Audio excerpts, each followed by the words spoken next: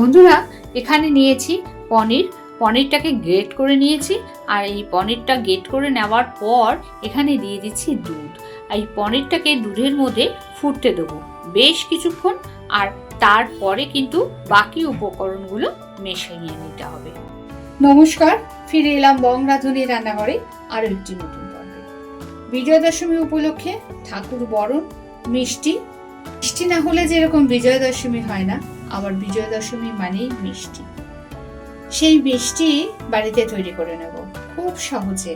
অতিথি আসলে বাড়িতে সাথে সাথেই এটা বানিয়ে নিতে পারবো। এরকম একটা সহজ রেসিপি আপনাদের সঙ্গে আজকে শেয়ার করলাম। সাথে আছে ঠাকুর বরণ।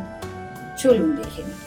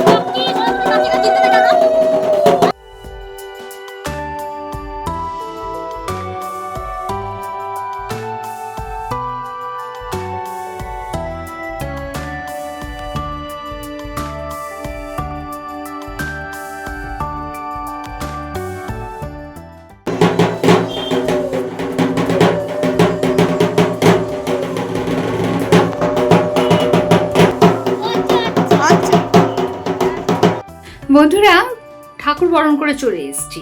এবার সন্ধ্যাবেলা একটা কিছু হালকা টিফিন লাগে, তাই টিফিনের জন্য চটজলদি একটা ব্রেড নিয়েছি, আর বাটার দিয়ে এটাকে এপিটোপি ছেঁকে নেবো।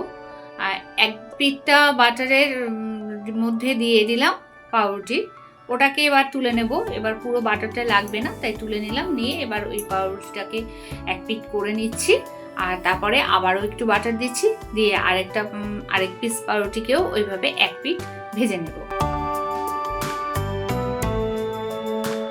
ব্রেডটা এক পিঠ করে ভেজে নিয়েছি, আর একটা ব্রেডের উপরে এইভাবে শসা স্লাইস করা ছিল সেটাকে সাজিয়ে দিলাম। এবার এখনই এখানে যদি আমি নুন আর গরম মরিচটা দিতে তাহলেও হয়, আর না হলেও এর উপরে আমি এখানে চিজটা দিয়ে দিলাম। আর চিজ দেওয়ার পরে আবার উল্টো দিকটাতে নুনটা গোলমরিচের গুঁড়োটা দেওয়া যেতে পারে। তো যাই হোক, আমি এখানে এবার শসার উপরে চিজটা দিয়ে দিলাম। এবার ওই যে আরেক পিস আমি ব্রেড ভেজে রেখেছিলাম, এক পিঠ, যে দিকটা ভাজিনি সেই দিকটা ভেতরের দিকে দিলাম চিজের উপরে দিয়ে এইভাবে উল্টে নিয়েছি। নিয়ে এইবার কিন্তু আমি ওই যে গোলমরিচের গুঁড়ো আর নুনটা উপর থেকে ছড়িয়ে দিচ্ছি শসাতে। ব্রেডটাও উপর দিয়ে আবারও দিয়ে দিচ্ছি, দিয়ে এবার সাইড দিয়ে একটুখানি করে বাটার দেব, দিয়ে এটাকে ভেজে নেব। এক পিঠ ও পিঠ দু পিঠ করে ভেজে নিতে হবে।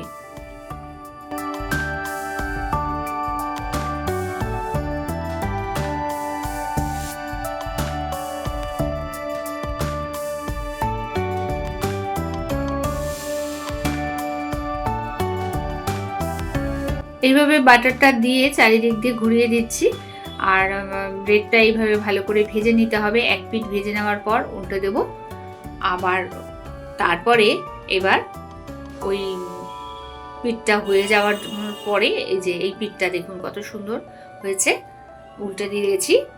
আর যেহেতু ঢাকা দিয়েছি তাই ভেতরের চিজটা খুব সুন্দরভাবে মেল্ট হয়ে যাবে। আর যখন দু পিঠই ওরকম ভাবে ভাজা হয়ে গেছে, তখন এবার এটাকে তুলে নিলাম।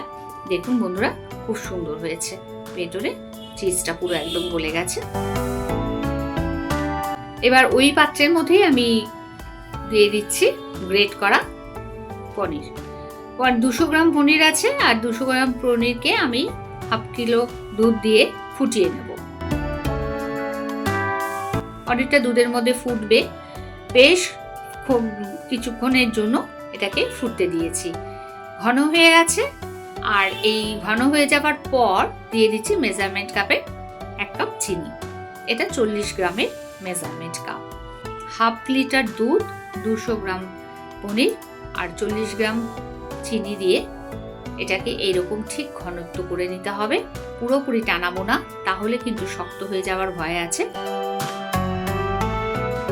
আর যদি গুঁড়ো দুধ দিয়ে এইভাবে টানাই তাহলে কিন্তু শক্ত হওয়ার ভয় নেই।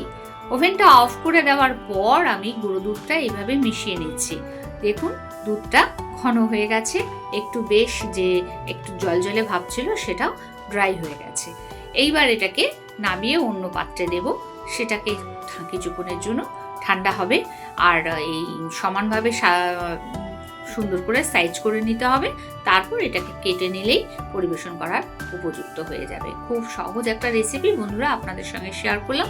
এই ভিডিওটা দেখে যদি আপনাদের একটু ভালো লাগে তাহলে আপনাদের পরিবার পরিজন আত্মীয় স্বজনের মধ্যে শেয়ার করে দেবেন। খুব সহজ রেসিপি, বাড়িতে আত্মীয় আসার পর চটজলদি এই মিষ্টিটা বানিয়ে নেওয়া যেতে পারে। সুন্দর করে একটা শেপ দিয়ে নিলাম। এবার আপনার মন মতো আপনি পিস করে কেটে নিতে পারেন। ভিডিওটা কেমন লাগলো বন্ধুরা অবশ্যই কমেন্টস করে জানাবেন।